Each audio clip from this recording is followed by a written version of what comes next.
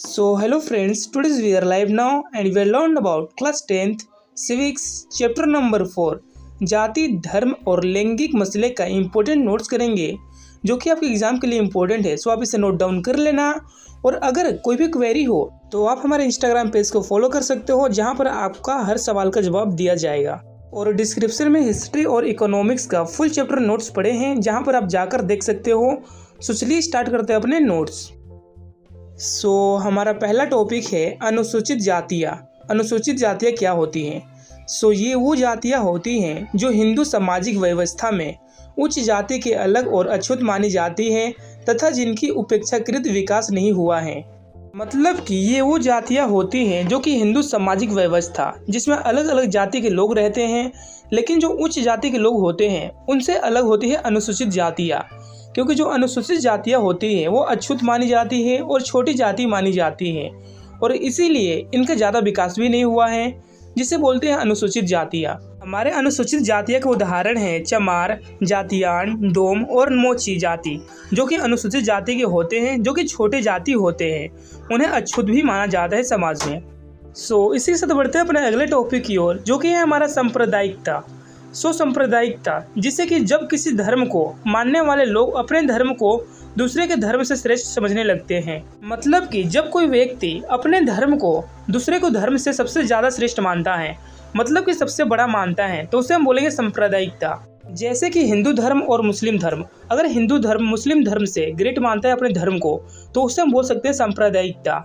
सो ये था सांप्रदायिकता का एक एग्जाम्पल। और इसी के साथ बढ़ते हैं अपने अगले टॉपिक की ओर, जो कि है हमारा अगला टॉपिक है जेंडर, मतलब कि लिंग। इसके बारे में बात करेंगे। पहला पॉइंट, श्रम का लैंगिक विभाजन। महिलाएं घर के अंदर सारे काम करती हैं।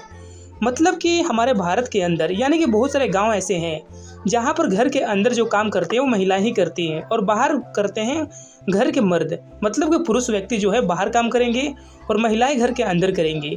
और अगला पॉइंट है हमारा पितृसत्तात्मक समाज। सभी शक्ति पुरुषों द्वारा धारण की जाती हैं।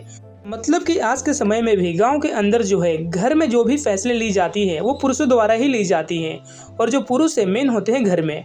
और अगला पॉइंट है हमारा विधायिका में कम प्रतिनिधित्व। 2019 में लोकसभा में लगभग 14% है। मतलब कि भारत के अंदर 2019 के अंतर्गत लोकसभा में जो है महिलाओं को सीट 14% आरक्षित थी। मतलब कि जो लोकसभा में जितनी सीटें होती हैं उनमें से 14% जो सीट है वो महिलाओं के लिए होता है। और फोर्थ पॉइंट है हमारा नारीवादी और अन्य लोग और कई संगठन विधायिका में महिलाओं के आरक्षण की मांग कर रहे हैं। मतलब कि बहुत सारे लोग जो हैं नारीवादी और अन्य लोग जो हैं विधायिका यानी महिलाओं के अधिकारों का मांग कर रहे हैं। सो ये था लिंक का कुछ इंपॉर्टेंट पॉइंट्स जिसे आप नोट डाउन कर लेना, क्योंकि ये अक्सर एग्जाम में रिपीट होते हैं। इसी के साथ बढ़ते हैं अपने अगले टॉपिक की ओर, जो कि है हमारा नारीवादी। नारीवादी क्या होता है उसके बारे में बात करेंगे। नारी और नर के लिए एक समान अधिकार की मांग करना नारीवादी कहलाता है। यानी कि जब कोई व्यक्ति या कोई समाज महिला और पुरुष के लिए सामान्य अधिकार की मांग करता है, यानी कि जो महिला और पुरुष है उन दोनों के बीच में जो अधिकार है वो दोनों सामान्य चाहता है, तो उसे हम नारीवादी बोलते हैं। यानी कि इस प्रक्रिया इस मांग को हम नारीवादी कहते हैं। चलिए कुछ एग्जाम्पल देख लेते हैं। जैसे कि प्रजनन अधिकार, घरेलू हिंसा, निष्पक्षता, सामाजिक अन्याय, इन सब की मांग करते हैं, यानी नारीवादी होगा। इसी से बढ़ते हैं अपने अगले टॉपिक की ओर, जो कि है हमारा पितृ प्रधान समाज। चलिए देखते हैं पितृ प्रधान समाज क्या होता है। ऐसे समाज जिसमें परिवार का मुखिया पिता होता है और उन्हें औरतों की तुलना में अधिक अधिकार होता है, उसे पितृ समाज कहते हैं। मतलब कि ऐसे समाज अक्सर ऐसे गांवों में होता है कि जो घर के सबसे बूढ़े पुरनिया होते हैं, यानी कि जो सबसे पुराने लोग होते हैं, यानी कि बूढ़े लोग होते हैं, उनको घर के सारे अधिकार दिए जाते हैं। मतलब कि घर के अंदर जो भी सलाह होगा और जो भी फैसले होंगे वो जो है पुरुषों के द्वारा ही लिया जाएगा, उस मेन आदमी के द्वारा ही लिया जाएगा, जिसे बोलते हैं पितृ प्रधान समाज। चलिए इसी से बढ़ते हैं अपने अगले टॉपिक की ओर, जो कि हमारा सार्वभौमिक वयस्क मताधिकार। सार्वभौमिक वयस्क मताधिकार मतलब कि किसी राज्य के निश्चित आयु के बाद सभी लोगों को एक समान मत देने का अधिकार होता है। मतलब कि अक्सर हर राज्य में ऐसा होता है कि कोई एक निश्चित समय होता है जिसके बाद हर व्यक्ति जो है वोट दे सकता है। मतलब कि हर राज्य हर डिस्ट्रिक्ट ये तय करती है कि उनके राज्य में रहने वाले लोग कितने वर्ष के बाद वोट दे सकते हैं और अपने मन पसंदीदा प्रतिनिधि को चुन सकते हैं। भारत के अकॉर्डिंग 18 साल के लोग जो हैं वोट दे सकते हैं और अपने मन पसंदीदा प्रतिनिधि को चुन सकते हैं और उनको सरकार बना सकते हैं, मतलब कि बनवा सकते हैं अपने वोट के दम पर। सो ये था हमारा सार्वभौमिक वैश्य मताधिकार का इम्पोर्टेंस, जिसके बारे में हमने बात कर लिया। लेकिन गांधी जी ने धर्म को अलग ही तरह से परिभाषित किया था, जैसे कि हिंदू, मुस्लिम, सिख, ईसाई न होकर वो सभी धर्म एक दूसरे से जुड़े हुए हों, मतलब कि धर्मों के बीच में जो है कोई भी भेदभाव ना हो और वो सभी धर्म एक साथ जुड़े हुए हों और एक साथ मिलकर काम करें और देश को आगे बढ़ाएं। तो गांधी जी इस तरह धर्म को परिभाषित करते थे, जो कि बहुत ही इंपॉर्टेंट है और एग्जाम में भी आता है और अक्सर पूछे जाते हैं ये क्वेश्चन। सो आप इसे नोट डाउन कर लेना और लर्न भी कर लेना एग्जाम से पहले। सो हमारे इसी टॉपिक के साथ खत्म होता है इस चैप्टर का नोट्स। और अगर आपको इस चैप्टर से रिलेटेड कोई भी क्वेरी हो तो आप हमारे इंस्टाग्राम आईडी पर मेंशन कर सकते हो, यानी कि डीएम कर सकते हो, जहां पर आपको आंसर दिए जाएंगे।